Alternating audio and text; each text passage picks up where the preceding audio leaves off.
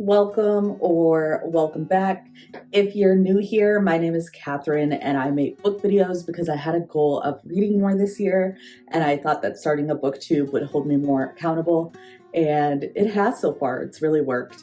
I'm kind of diving into making some more list style videos because the last one I did I really enjoyed.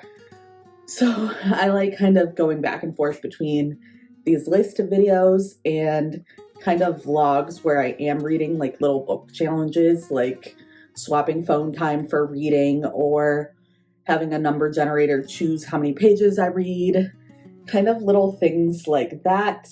I'm thinking my next challenge will be kind of like a color cover related challenge, and we'll see how that goes. I'm excited. Anyways, I love binging movies and TV shows. I mean, who doesn't? And sometimes I am a little late to the party with those, but I recently discovered that there's some movies and TV shows that are adaptations of books. So today I'm sharing a list of TV shows or movies that I was totally obsessed with, and then after watching them, I learned that they started out as a book. Some of them might surprise you too. Let's get into it. I have my handy dandy list here, just in case I forget one, because I do have a poor memory. Yeah. Okay, so starting off with number one was a show that I watched in like junior high maybe, and I was obsessed with. I think there was only one season, like it got canceled, but it was so good. And that was The Lion Game by Sara Shepard. And this one gives like Pretty Little Liars energy, and it's actually by the same author who wrote Pretty Little Liars. I just remember I binged the show back in the day and had no idea that it was based on like a young adult mystery series. So if you love messy secrets, twin drama, and people being in shady, cute outfits, this one's for you. Number two is a show that is very popular on Netflix, and by the time this comes out, I'm sure the latest season was just released, and that is You by Caroline Kepnes. So if you've seen You on Netflix, then you know that Joe Goldberg is like a charming psychopath in a bookstore. But yeah, it was a book first. I had no idea that it was a book first. And I looked it up and I heard that the novel is even darker and more unhinged, and it gives way more insight into Joe's thought process. Like, people almost feel bad for him, which is kind of weird. And I mean, I don't want to romanticize that at all, but I do want to read it. Number three is a movie that I watched last year, having no idea what it was about.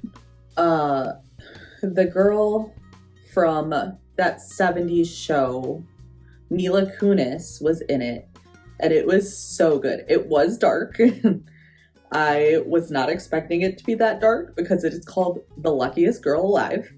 And the book is by Jessica Knoll. But this one like had me hooked from the very first scene. So like I said, Mila Kunis plays the lead role in the Netflix version.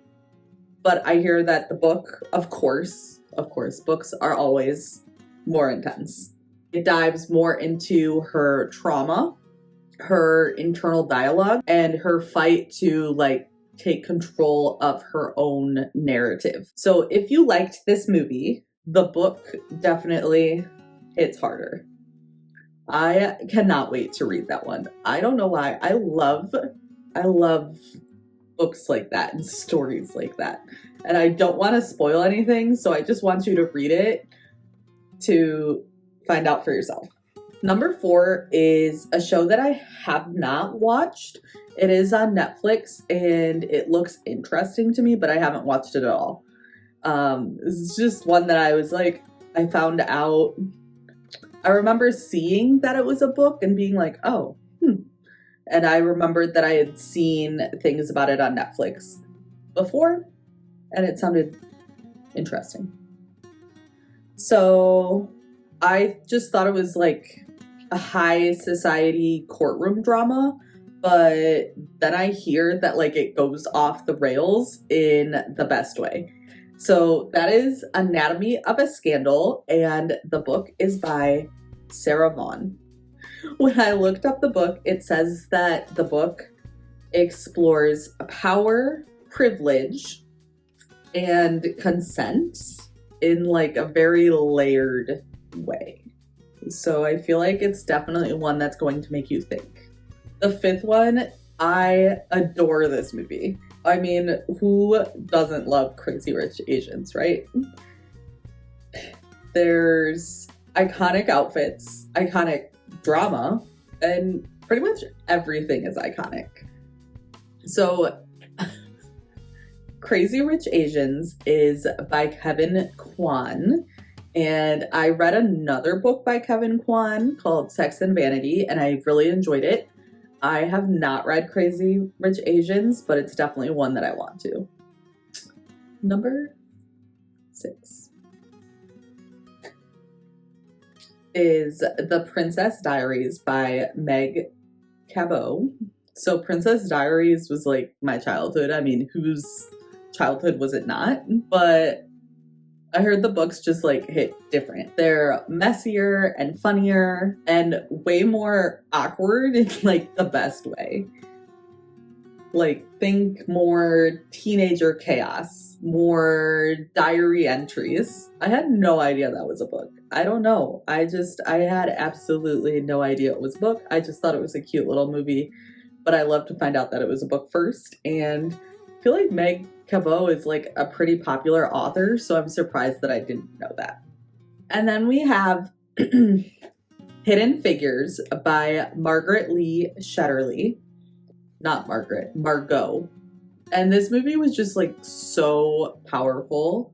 And then I love to find out that it was based on a nonfiction book. So it was really based on, not only was the story so powerful, but it was based on a true story. That just made it so much more impactful for me. And I hear that the book dives deeper into the lives of Black woman mathematicians who helped NASA reach space.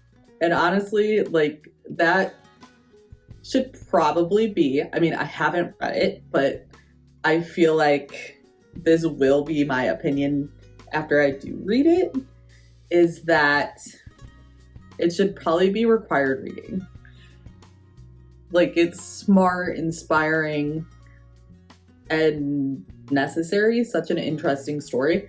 Although, okay, maybe I shouldn't say required reading, but it should definitely be on like those summer lists that you have to read a book to, like a summer reading list book or a book club book. So those are just a few the shows and movies that I loved before finding out that they were books. Sometimes I feel like I've been living under a rock.